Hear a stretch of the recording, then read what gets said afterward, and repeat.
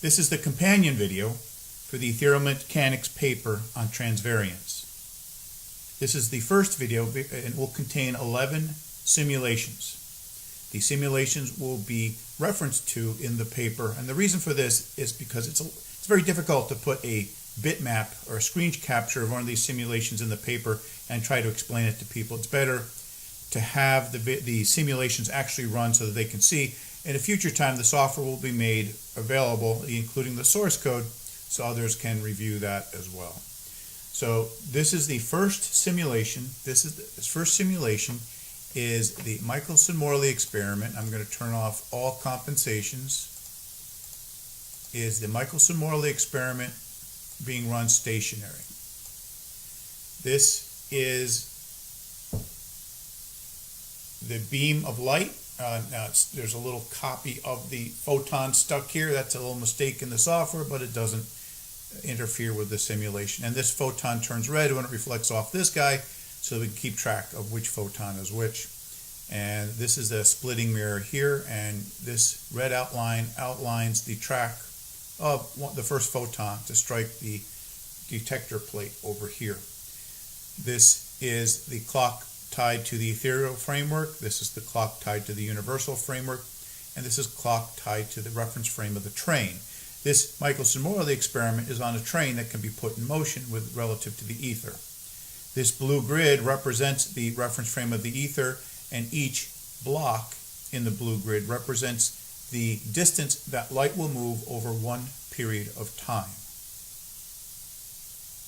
Okay. The next simulation is simulation 2. In this simulation, we're going to put the Michelson-Morley experiment in motion. And as you can see, the experiment is moving relative to the ether to the right. And this clock is set up for time dilation. This clock will time dilate, but we're going to talk about time dilation later. Now, you can see with absolutely no compensation that the photon that reflected off the mirror hit and got absorbed into the green material. And actually no photon will actually strike the receptor plate. Okay, so we can now this is simulation number 3.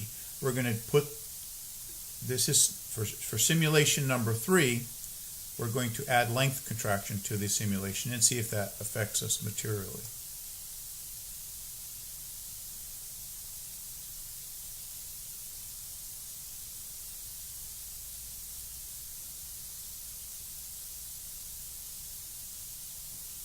Okay, we actually missed the mirror by more, and so we need more than length contraction. And so this is the point where the idea of translational reflection came to me. Because a photon of light doesn't travel as a photon, it travels as a beam. And in the paper I show the derivation for determining how this beam will interface with the moving mirror to actually change the mode of reflection of the mirror. And this transvariant effect is what I call transvariant reflection. We're going to turn that on, and we're going to turn length contraction off for a second. And so this is simulation number 4 with translational reflection only.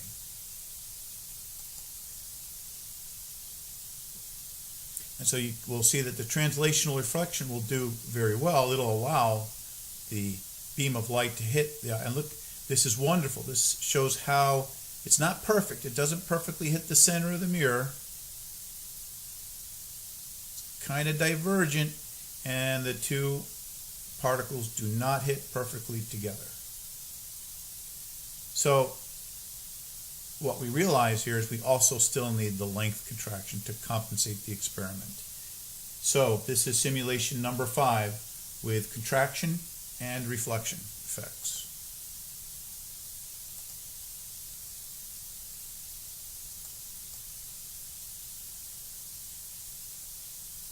And with both translational steering and the translational effect of length contraction, the paths of the two, the reflected and refracted photon will match up, and you will have good agreement of the experiment, and they will arrive at the same time in phase as they should for the Michelson-Morley experiment. Okay, but now we're going to have simulation number 6, where we're simply going to take this experiment and run all the same settings, but we're going to have the photon launched in the Y direction instead. We've got to be thorough here. And see, now we have a problem here. We're going to completely miss the mirror because this photon of light is going to move within its reference frame.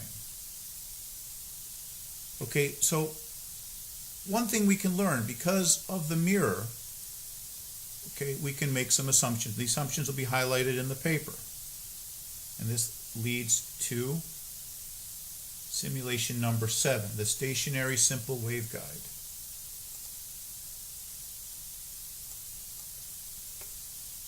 Here is a waveguide down here, putting out 4 pulses of light each, and you can see as they hit the mirrors, they reflect up and they become parallel to each other.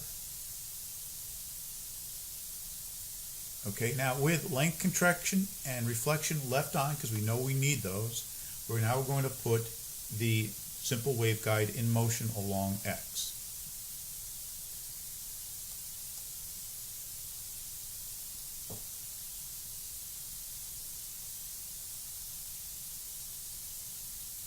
And we see an interesting phenomenon, that the path of the light beams, even though they're slanted, we'll worry about that later. The more important thing right now is that the path of the light beams come off the face of the mirror and stay with the mirror as the mirrors translate to the right. Let's see what happens if I make a parabolic reflector. Let's start with a simple stationary parabolic reflector. This would be like your flashlight, where your light bulb in your flashlight reflects off a parabolic reflector. And again, the parallel light rays stay parallel to the emission source. So let's put this parabolic reflector in motion. And see that because of translational reflection and length contraction, now you've got to forgive that. That's a little mistake. That's a little bit of leakage because the simulation isn't perfect in regard of reflection. It kind of misses some. There's a simple software for it. But again, you can see that the energy stays in line with the emitter as it's moving to the right. So from the perspective of the moving observer, this light, this bunch of light is moved off. It's kept with the translation of the observer. And therefore, it's logical then that any light source must, even a laser beam, must have the ability to steer due to translational effects. And so now we're going to enable translational steering. And this is the 11th, which is the moving Michelson-Morley, Y-directed, with length contraction, reflection, and steering components. Simulation.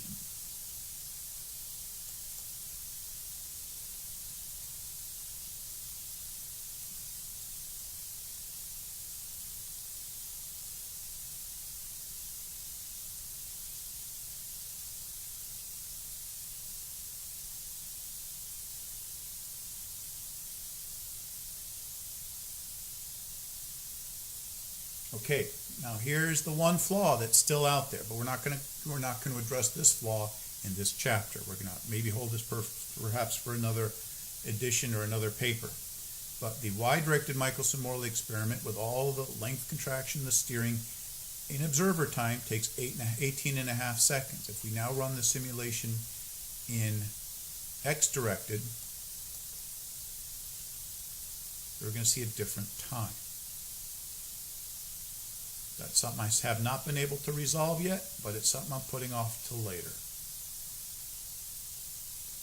I'm not sure that it is necessarily a flaw in science. It may actually be real, but I don't know if we really can even measure that.